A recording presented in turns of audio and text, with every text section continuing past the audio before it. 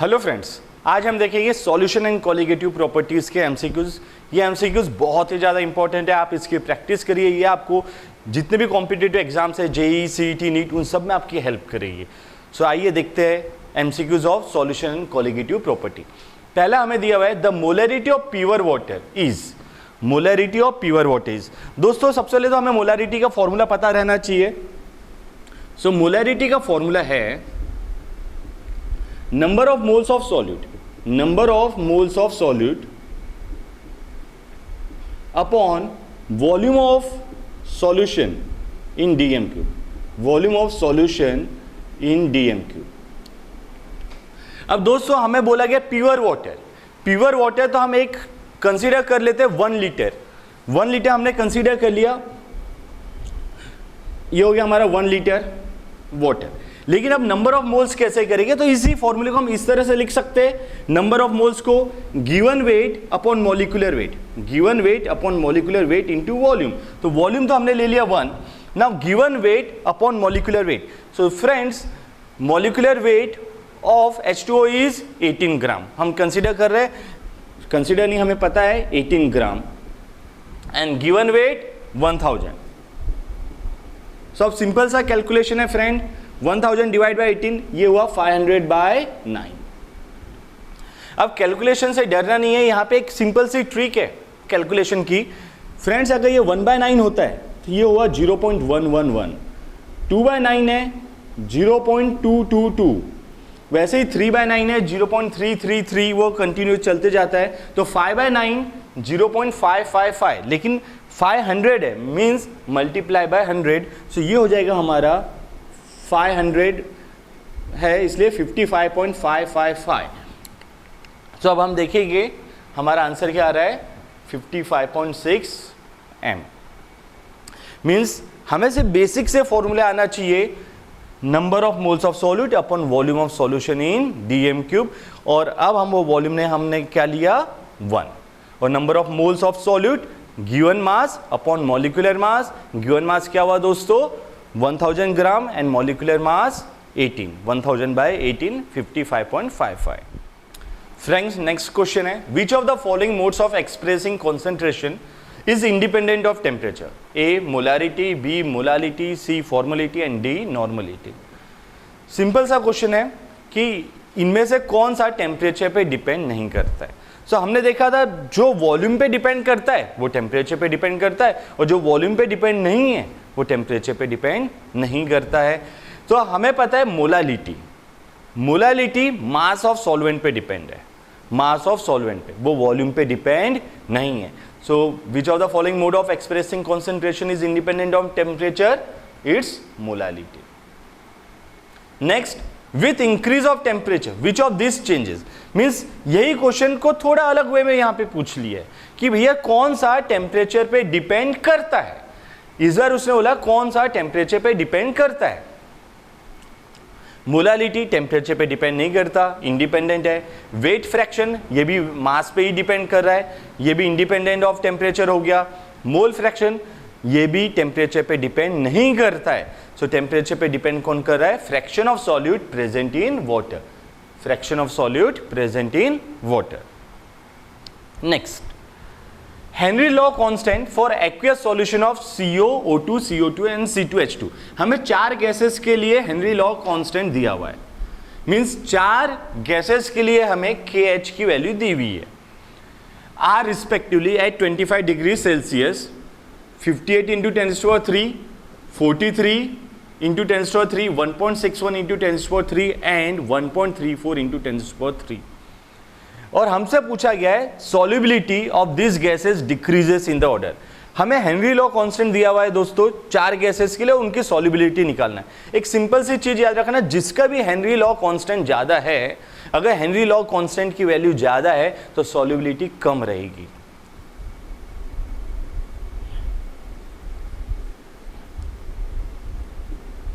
Greater the Henry law constant value,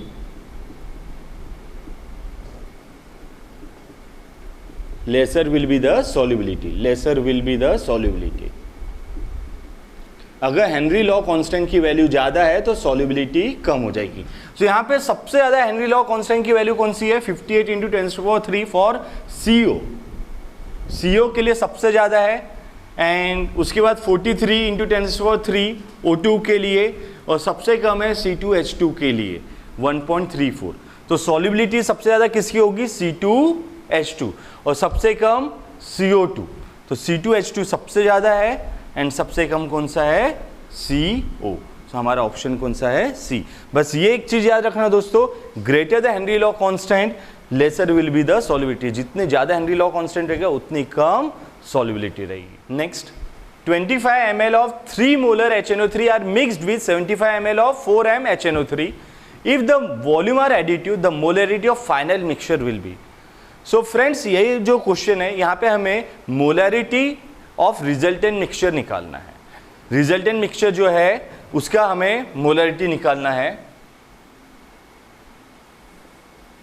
तो उसका हम फॉर्मूला देख लेते हैं। ये हो जाएगा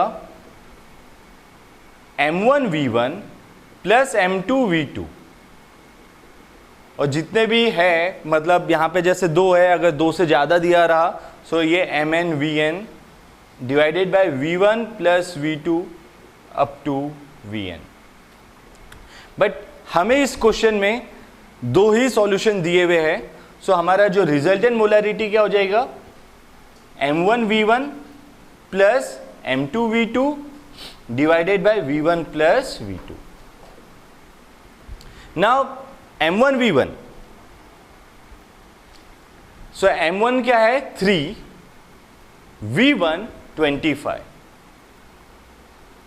plus mix with 75 ml of 4m, so M2 हो गया 4 और V2 हो गया 75 divided by 25 plus 75। So friends ये आ जाएगा हमारा 75 plus 4 into 75 is 300 divided by 100 means 375 upon 100। सो हमारा जो रिजल्टेंट मोलरिटी आ रहा है 3.75 m। Resultant molarity is 3.75 m। हाँ, इसे हम लीटर में भी कन्वर्ट कर सकते थे, लेकिन सिंपल कैलकुलेशन के लिए मैंने ऐसे बनाया है। तो इजी है, बस हमें एक बेसिक सा फॉर्मूला आना चाहिए। Molarity of resultant mixture M1V1 plus M2V2 up to MnVn divided by V1 plus V2 up to Vn। Easy है। नेक्स्ट क्वेश्चन देखते हैं। 5 ml ऑफ, इस बार नॉर्मलिटी दे दिया है हमें, और एक यहाँ पे ये दूसरा और ये तीसरा, 3 सॉल्यूशन दिए हुए। तो ये भी हमें क्या बोला गया? रिजल्टेंट मिक्सचर की नॉर्मलिटी निकालो। Normality of resultant mixture, normality of resultant mixture.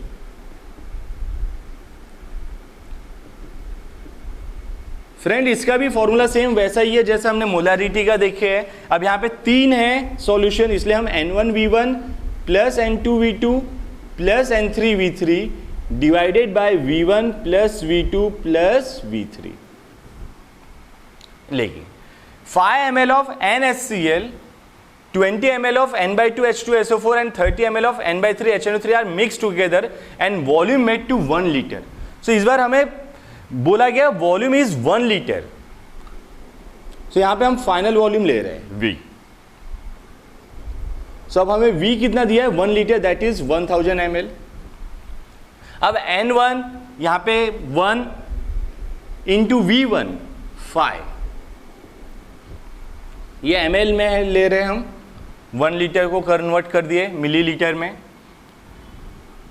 Plus 20 V2 into N/2, that is 1/2।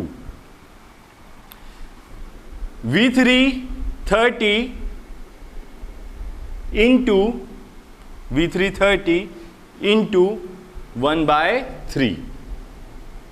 सो हमने नॉर्मलिटी एंड वॉल्यूम को मल्टीप्लाई करते गए, सो अब हमारा जो आंसर आ रहा है 5 प्लस 10 डिवाइडेड बाय 1000, सो ये हो गया 25/1000 means 1/40 n. So this is n/40, 1/40 n, तो इसे हम लिख सकते हैं n/40. सो हमारा जो नॉर्मलिटी ऑफ रिजल्टेंट मिक्सचर क्या आ रहा है friends, n/40.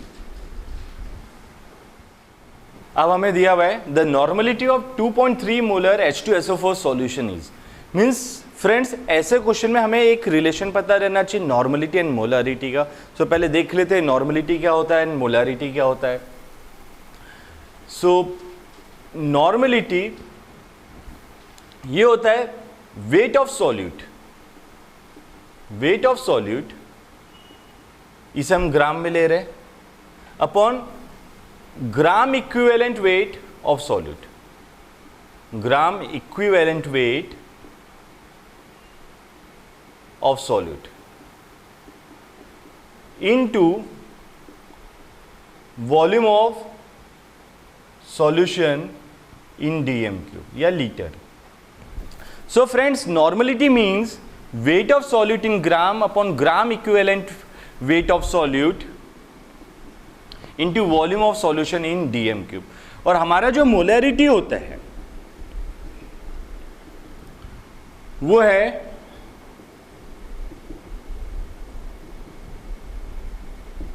Weight of solute. अगर इसे भी हम ग्राम में ले रहे हैं, सो ग्राम मॉलिक्यूलर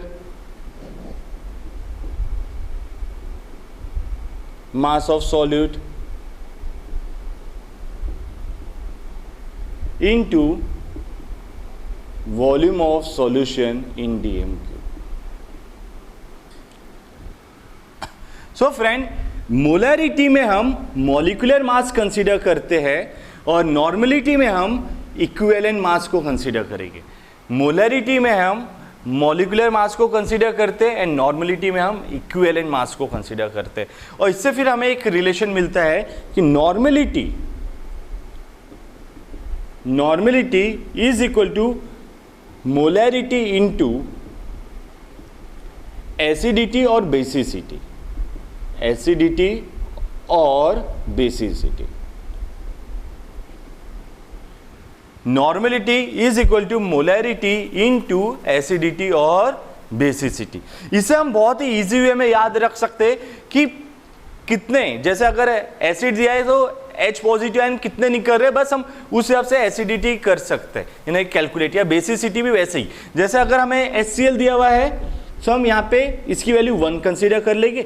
H2SO4 दिया हुआ है, इसकी वैल्यू 2 कंसीडर कर लेंगे 2H पॉजिटिव आयन के हिसाब से. उसी तरह से अगर हमें NaOH दिया हुआ है तो हम एक OH निकलने वाला है 1 कंसीडर करेंगे. CaOH ट्वाइस दिया हुआ है सो 2 कंसीडर कर लेंगे. तो एक सिंपल सा फॉर्मूला हमारे पास आ गया, normality is equal to molarity into acidity और बेसिसिटी. अब देखते हैं, हमें बोला है normality of 2.3 molar H2SO4 solution. So molarity तो हमें दे दिया है 2.3. अब देखिए H2SO4 है, सो हम सिंपल सा 2 से मल्टीप्लाई कर लेते हैं.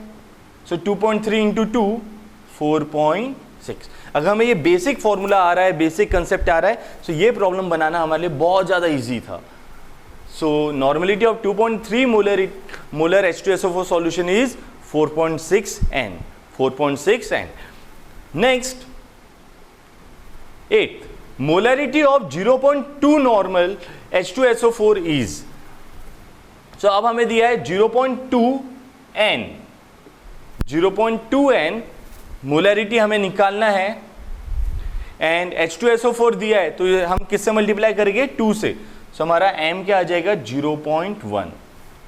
हमारा m क्या आ जाएगा 0.1. इजी है. नेक्स्ट प्रॉब्लम देखते हैं, नोट कर लिए.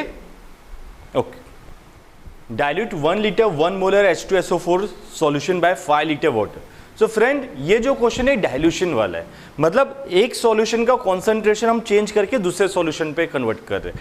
तो जब भी ऐसा कोई प्रॉब्लम है जिसमें डाइल्यूशन हो रहा है, मींस कॉन्सेंट्रेशन चेंज हो रहा है, उसमें जो हम फॉर्मूला यूज करेंगे वो है N1V1 is equal to N2V2, अगर ये हमें नॉर्मलिटी के लिए बोला है तो।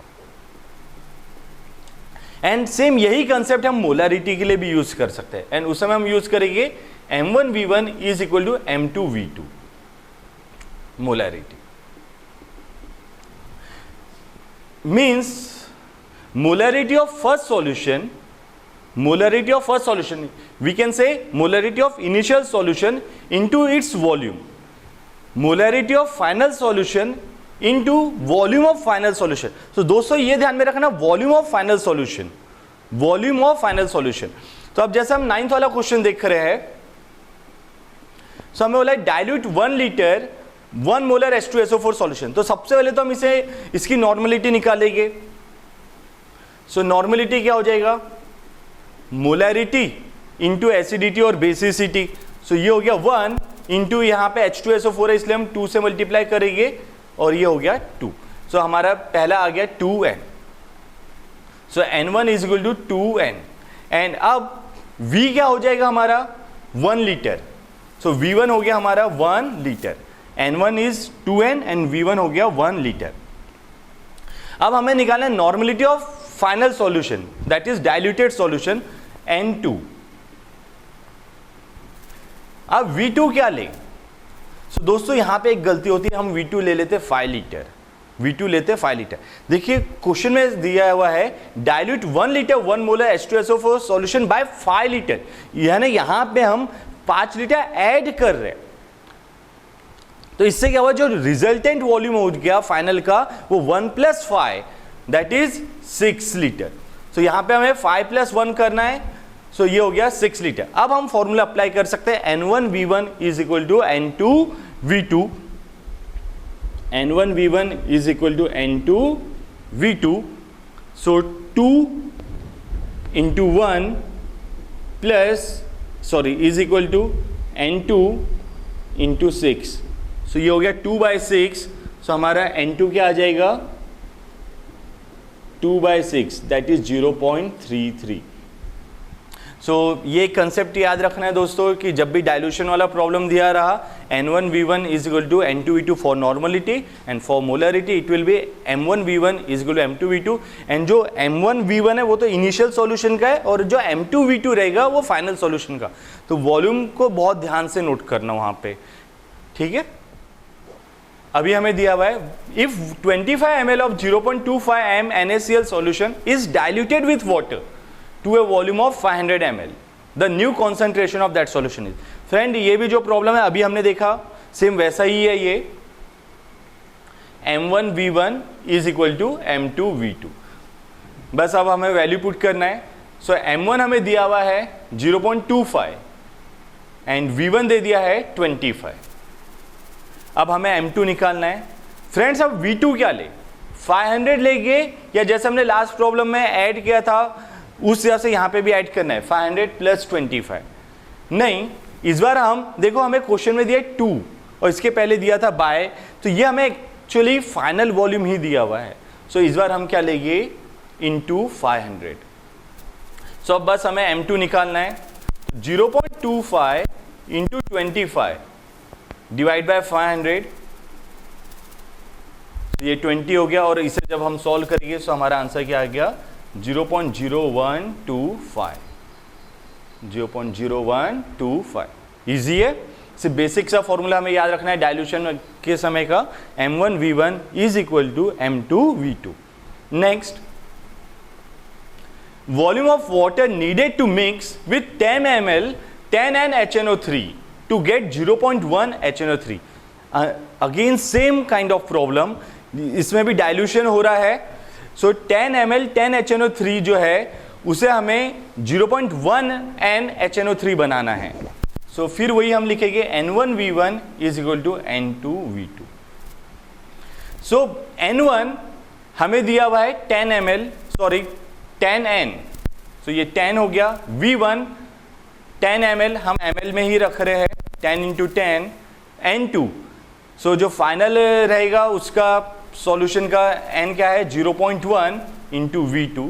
सो फ्रेंड्स अब V2 क्या आ जाएगा 100 divide by 0.1, so this is 1000। सो क्या हमारा आंसर 1000 ml है? क्या 1000 ml हमारा आंसर है?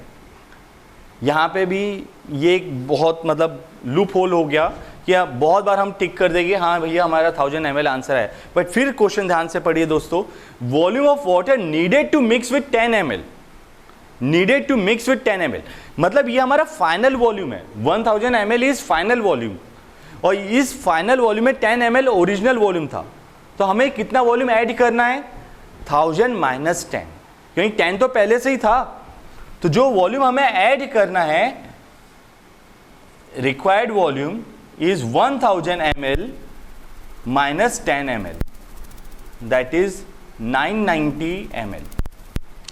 सो यहां पे ये गलती मत करना दोस्तों कि सीधा 1000 ml में हमने टिक कर दिए। नेक्स्ट 6.02 इंटू 10⁻20 मॉलिक्यूल्स, इस बार हमें वेट न देते हुए उन्होंने मॉलिक्यूल्स दिया हुआ है, तो क्या ये मॉलिक्यूल से हम नंबर ऑफ मोल्स निकाल सकते हैं? हाँ, क्योंकि हमें कॉन्सेंट्रेशन ऑफ यूरिया सॉल्यूशन बोला है, मोलैरिटी पूछा है, तो हमें नंबर ऑफ मोल्स की जरूरत है। सो क्या हमें जब नंबर ऑफ मॉलिक्यूल्स दिया है तो उससे नंबर ऑफ मोल्स निकाल सकते हैं? हाँ दोस्तों, नंबर ऑफ मोल्स हो जाएगी जो हमें नंबर ऑफ मॉलिक्यूल्स दिए हुए 6.02 into 10⁻20 divided by Avogadro number, और वो क्या है 6.02 इंटू 10⁻23। सो हमारे नंबर ऑफ मोल्स क्या आ गए, ये तो कैंसिल हो गया 10⁻−3। सो हमारा नंबर ऑफ मोल्स आया 10⁻−3। अब हमारे पास मोलैरिटी का फॉर्मूला क्या है दोस्तों, number of moles of solute, number of moles of solute upon volume of solution, volume of solution in DMQ। So number of moles of solute तो हमारे पास 10⁻³ हो गए, number of moles of solute हमारे पास 10⁻³ हो गए, एंड हमें volume of solution क्या दिया है 100 ml। तो अब इसे DM³ में करना है, तो इसे हम ऐसा ले सकते हैं 100 इंटू 10⁻3, क्योंकि वो ml में दिया हुआ है, 100 इंटू 10⁻3। सो अब ये 10⁻³ और ये 10⁻3 कैंसिल हो गए, सो अब ये m क्या आ गया 1/100, दैट इज 0.01 m। तो हमारा कॉन्सेंट्रेशन क्या आ गया 0.01 m। Increasing the temperature of an aqueous solution will cause, अब ये भी टेम्परेचर डिपेंडेंट वाली क्वांटिटी पूछ रहा है। सो अब हमें पता है मोलैरिटी टेम्परेचर पे डिपेंड है, मोलालिटी टेम्परेचर पे डिपेंड नहीं है, तो ये तो कैंसिल हो गया हमारा ऑप्शन। मोल फ्रैक्शन भी टेम्परेचर पे डिपेंड नहीं है, सो ये भी कैंसिल हो गया, दो ऑप्शन तो कैंसिल हो गए। अब मोलैरिटी टेम्परेचर डिपेंडेंट क्वांटिटी है, अब टेम्परेचर अगर बढ़ा है सो मोलैरिटी इंक्रीज होगा या डिक्रीज होगा। सो फ्रेंड अगर हमने टेम्परेचर इंक्रीज किया सो वॉल्यूम इंक्रीज होगा, एंड अब हमें पता है molarity is equal to number of moles of solute upon volume of solution, तो वॉल्यूम डिनोमिनेटर में है, अगर डिनोमिनेटर इंक्रीज हो रहा है तो ऑब्वियसली वैल्यू डिक्रीज होगी। सो अगर टेम्परेचर बढ़ा रहा है सो वॉल्यूम इंक्रीज होगा, एंड वॉल्यूम इंक्रीज हो रहा है तो मोलैरिटी डिक्रीज होगी, so decrease in molarity. Next unit of mole fraction. Friends mole fraction का हमारे पास फॉर्मूला है number of moles of that component upon total number of moles present in the solution, number of moles of that component upon total number of moles present in the solution.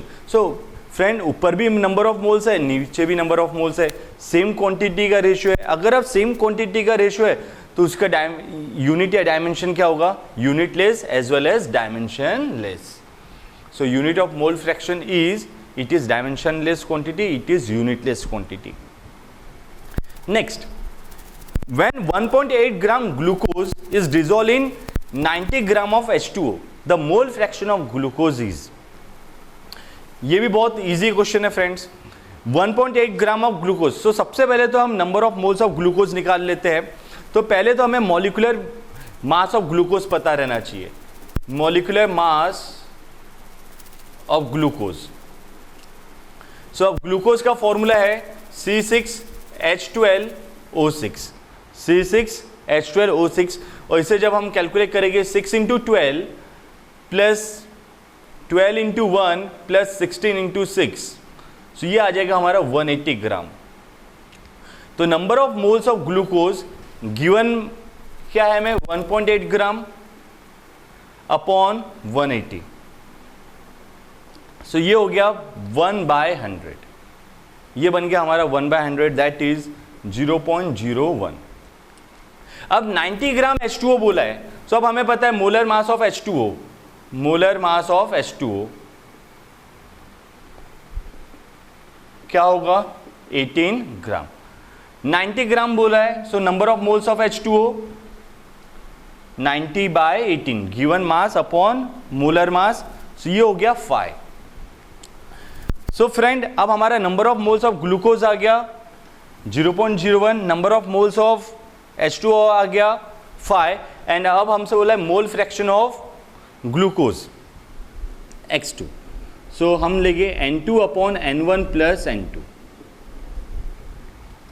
N2 0.01 upon 0. ये N1 है हमारा 5 plus 0.01। Friend जैसे कि 0.015 से बहुत छोटा है, सो हम उसे निग्लेक्ट कर सकते हैं हमारे कैलकुलेशंस के लिए, तो ये हो गया 0.01/5। अब यहाँ पे हमें कई बार कैलकुलेशन में प्रॉब्लम जाती है, 0.01/5, सो ये देखो इसे हम कर देते हैं 1/5 इंटू 10⁻⁻², एंड 1/5 मीन्स 0.2 इंटू 10⁻², सो ये क्या हो गया अब हमारा 0.002। अब हम देखेंगे कौन से ऑप्शन से हमारा आंसर मैच हो रहा है। तो ये ऑप्शन तो है नहीं हमारा 0.00399, एंड ये ऑप्शन भी नहीं है। अब 0.00199 या 0.019, तो ये हो जाएगा 0.02, और हमारा आंसर आ रहा है 0.002, सो ये हो गया। सो कैलकुलेशन सिंपल बनाने के लिए हम ये जो डिनोमिनेटर में 0.001 था 0.01, उसे निग्लेक्ट कर सकते हैं। सिंपल सा फॉर्मूला है मोल फ्रैक्शन का N2/N1 प्लस N2, उसे यूज करो और ये बना सकते हैं। Next 16th, what is the molarity of H2SO4 solution that has density.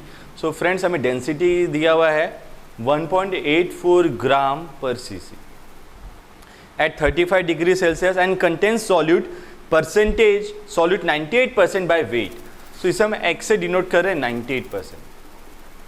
Friend ऐसे में जब भी हमें मोलारिटी पूछे और हमें डेंसिटी दिया हुआ है और परसेंटेज दिया हुआ है, हम एक डिफरेंट फॉर्मूला यूज करेंगे मोलारिटी का। Molarity is equal to x into d into 10/GMW, it's not BMW, it's GMW, gram molecular weight, यानी हमें मॉलिक्यूलर वेट लेना है। सो अब हमें मोलैरिटी निकालना है, हम हमारे फॉर्मूले से भी निकाल सकते हो, थोड़ा लेंदी हो जाएगा। एक सिंपल सा formula, molarity is equal to x into d into 10/GMW। हाँ, और यही नॉर्मलिटी रहता, सेम फॉर्मूला रहता, but gram equivalent weight GEW। So अब x तो हमें दिया हुआ है, कितना है 98%, यानी जो परसेंटेज दिया रहा वो हम x मानेंगे। d density into 1.84 into 10। अब सवाल है कि GMW क्या लेना है, ग्राम मॉलिक्यूलर वेट क्या लेना है। तो हमें कौन सा कंपोनेंट दिया हुआ है H2SO4, तो H2SO4 का ग्राम मॉलिक्यूलर वेट हमें कैलकुलेट करना है, और वो हमें पता है 98। फॉर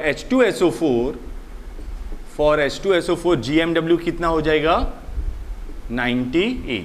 फॉर H2SO4 GMW हो रहा है 98 ग्राम। सो ये हो गया हमारा 98। अब सिंपल सा कैलकुलेशन है, ये दोनों cancel, 1.84 into 10 it's 18.4 m। So simple सा फॉर्मूला दोस्तों याद रखना, x into d into 10 divided by GMW for molarity, where x is percentage, d is density। The solubility of a gas in water depends on. So friend हमारा next question है solubility of a gas in water depends on. So अब हमें पता है solubility Henry law के हिसाब से S is equal to K P, तो हम बहुत बार ये गलती कर देते कि प्रेशर ऑफ गैस पे हम टिक कर देते हैं। बट हमने एक और चीज़ देखा है कि विथ इंक्रीज इन टेम्परेचर, अगर लिक्विड में हम गैस की सॉल्युबिलिटी देख रहे हैं तो अगर हमने टेम्परेचर बढ़ाए तो सॉल्युबिलिटी ऑफ गैस क्या होता है, कम हो जाता है, और टेम्परेचर कम रहा तो सॉल्युबिलिटी ऑफ गैस ज़्यादा रहेगा। इट मीन्स प्रेशर पे तो डिपेंड है ही है, टेम्परेचर पे भी डिपेंड है। हाँ, अब दो पे डिपेंड है तो हम टिक तो कर ही सकते हैं ऑल ऑफ दिस, बट हाँ दोस्तों ये भी ध्यान में रखना नेचर ऑफ गैस पे भी डिपेंड है। आज हमने एक क्वेश्चन देखा था जिसमें हेनरी लॉ कांस्टेंट दिया था फॉर डिफरेंट गैसेस, उसी से हम समझ सकते हैं कि डिफरेंट गैसेस के लिए हेनरी लॉ कांस्टेंट डिफरेंट है। It means nature of gas यानी वो कौन सी गैस है उस पर भी डिपेंड है। It means solubility of a gas depend on nature of gas, temperature as well as pressure of gas. It means all of this solubility depend on nature, temperature as well as pressure of gas. Now, out of following which one is not an example of solution? तो दोस्तों ये सीधा सा याद रख लो, benzene in water is not an example of solution. Benzene in water is not an example of solution. Air को भी हम सॉल्यूशन कंसीडर करें, ब्रास को भी एंड अमलगम को भी, लेकिन वाटर में बेंजीन को सॉल्यूशन कंसीडर नहीं किया जाता। नेक्स्ट है the solubility of gas in liquid increases with. So दोस्तों हमने ये देखा है हमारे वीडियो में कि जो सॉल्युबिलिटी ऑफ गैस है अगर हम टेम्परेचर इंक्रीज करते हैं तो टेम्परेचर इंक्रीज करें तो इंटरमोलिकुलर डिस्टेंस इंक्रीज होगा and gas will pop out, gas निकल जाएगी। इट मीन्स अगर टेम्परेचर बढ़ा रहे तो सॉल्युबिलिटी कम होगी, टेम्परेचर बढ़ा रहे तो सॉल्युबिलिटी कम होगी, और ये क्या हो रहा है इंक्रीजेस विथ इंक्रीजिंग टेम्परेचर। सो ये तो गलत हो गया, टेम्परेचर ज़्यादा तो solubility come. Decrease in pressure, अब हमें हेनरी लॉ के हिसाब से भी होता है solubility is directly proportional to pressure, जितना ज़्यादा प्रेशर रहेगा उतनी ज़्यादा सॉल्युबिलिटी रहेगी। सो डिक्रीज इन प्रेशर ये भी गलत हो गया। डिक्रीज इन टेम्परेचर ये सही है एंड इंक्रीज इन प्रेशर, हाँ सो ये भी सही है। And now amount of liquid taken, nature of liquid पे डिपेंड है, नॉट अमाउंट ऑफ लिक्विड पे, ठीक है। So solubility of gas in liquid increases with decrease in temperature and increase in pressure. Now next, saturated solution of NaCl on heating becomes saturated solution of NaCl। दोस्तों अब हमें पता है कि जो NaCl है अगर हम अब उसका जो सैचुरेटेड सॉल्यूशन उसे हीट कर रहे हैं, अब हीट कर रहे हैं तो क्या होगा सॉल्युबिलिटी इंक्रीज होगी, सॉल्युबिलिटी इंक्रीज होगी तो और NaCl हम ऐड कर सकते हैं, मींस और सैचुरेटेड होने के लिए और NaCl ऐड करेंगे, इसका मतलब वो अनसैचुरेटेड बन जाता है।